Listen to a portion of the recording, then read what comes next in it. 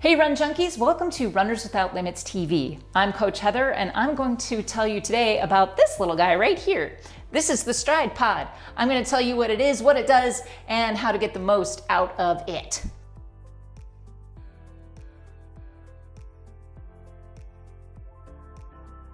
Now first, if you are new here, let me tell you a little bit about me and my running journey.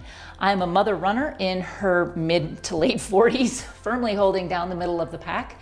And I try to keep myself between 10K to 10-mile race ready.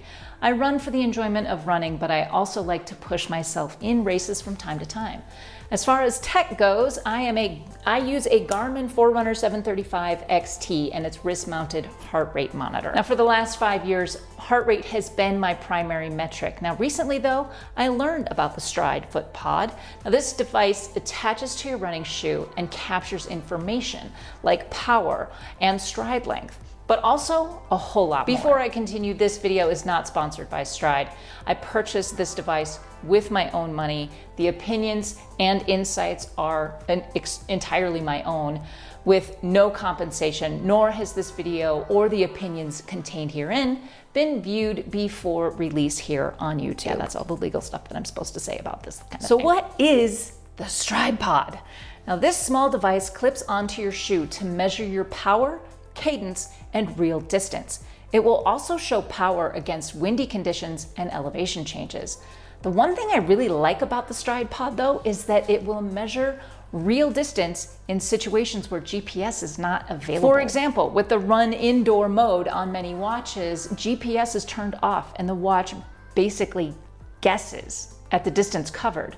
But the Stryd Pod will more accurately measure the distance my foot is traveling in any given step and give me a more accurate pace and distance measurement. Another really good use of that real distance feature though is in the GPS dead zones, like among high-rise buildings or deep canyons. So what does this device and the data derived from it claim to do? The Stryd website says that when you use the pod regularly during training, you may be able to more accurately predict race day performance based on your power readings. The companion app measures progress over time and will automatically adjust your threshold power, which means that's the capacity you can hold for about 60 minutes. You can also track your running stress score so you can train smarter, not harder. So as far as those claims go, it makes sense and sounds very similar to what heart rate data shows. Power is just another data point like that can be used. And if you don't train by heart rate at all, you can use power information as an accurate measurement of your effort. So what is in the data? Now, there are some similarities with heart rate training, such as efforts are broken down by zone. And here are a few of the data points that you'll see during a run. Power in watts. The higher the number in watts, the stronger the stride. Power, like heart rate, can be viewed in zones. Cadence in RPMs, the number of steps one foot makes in a minute. Now this is a common metric for runners. You might see it all the time. Ground contact time, how long your foot is on the ground during the step. The shorter the time, the faster you're going. Vertical oscillation in centimeters, how far off the ground my foot travels mid-stride. Now this metric shows up in the Garmin Connect app as measured from the foot pod. Leg spring stiffness in newtons, I think. Now this measures elastic energy in the leg and is an indication of leg strength. Look, there are several other metrics that show up between Garmin Connect and the Stryd app, and I haven't listed them here because I still don't quite understand them. Let's just say that if you're looking for data, you're gonna find it with this device. Now, I've used the Stryd Pod consistently now for about 6 months and over several types of runs, including my easy Zone 1 base building runs. I did a threshold test. I do tempo and interval runs. I do runs both outside and on the treadmill. Now, the downsides of this thing are that I'm just not very tech savvy. I had a lot of trouble getting it connected to the app and to my Garmin, and I didn't find it very intuitive right out of the box.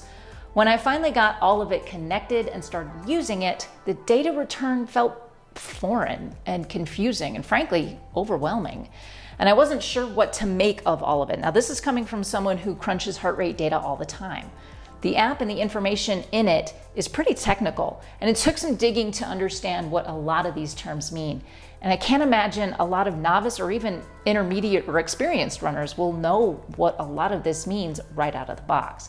A line graph like this power duration curve doesn't really tell me anything if I don't understand what all of these terms mean. On the positive side, when I took the time to dig into that information, I was pleased with how much data was available, even though most of it was beyond what I could actually use or wanted to use for my own training. As I said, heart rate data is my bread and butter. It's my primary data point, so I usually stick with what I know. I do like that I'm getting more accurate distance information on the treadmill, even though my overall pace on the treadmill seems to read much slower, which is probably more accurate anyway. So it's that GPS compensation feature that is useful, especially in the wintertime when I'm going to be spending a lot of time on Satan's sidewalk. It's also extremely lightweight. I don't feel it on my foot at all. It holds a charge for more than 20 hours of running. The amount of data is more than I really will ever use, and actually that can be a positive as well as a negative. It allows me to grow into the data and the information should I choose to take a deeper dive. How much does the Stryd Pod cost? It costs $219 and comes with a 1-year warranty. The companion app is free with a membership upgrade option. That membership upgrade includes things like power-based training plans, workout builders and libraries, and other deeper data analysis. Now, I have not upgraded at the time of this video, and I probably won't because I have such a comprehensive knowledge of heart rate. That is going to be something I'm always going to lean on. But also, I have a lot of other apps and memberships that I'm already paying for that I would prioritize over this. And I'd rather spend money on new running shoes and races now that races are coming back. Is the Stryd Pod itself and the entry-level information worth the price? For someone like me who likes having the data even if I don't use all of it all of the time, yeah, I think it's probably worth it.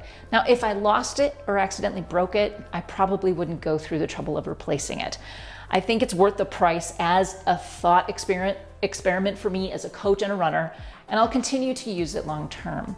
If you want to find a metric to improve performance but aren't quite ready for heart rate training, this may be a good device for you. Like a Galloway runner would apply the run, walk, run method and would get a lot out of this measurement as to how hard your body is working from moment to moment, since other data like heart rate wouldn't work as well in that scenario. If you're a data nerd that really likes to squeeze as much information out of your running as possible to compare performance and find ways to improve, yeah, this guy right here is probably something you want in your arsenal.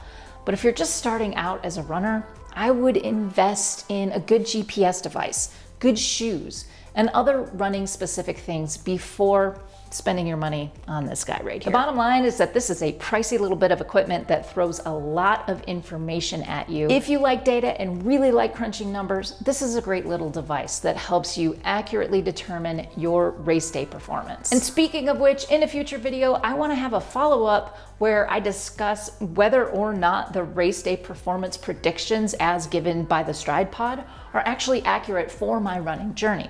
So please like and subscribe and hit that notification bell. But what do you think? Are you intrigued by this little guy, or do you have the Stryd Pod already and have thoughts to share? Please leave thoughts, questions, comments, and suggestions for future videos in the comment section down below. Thanks until next time. Remember, you have no limits, and happy running.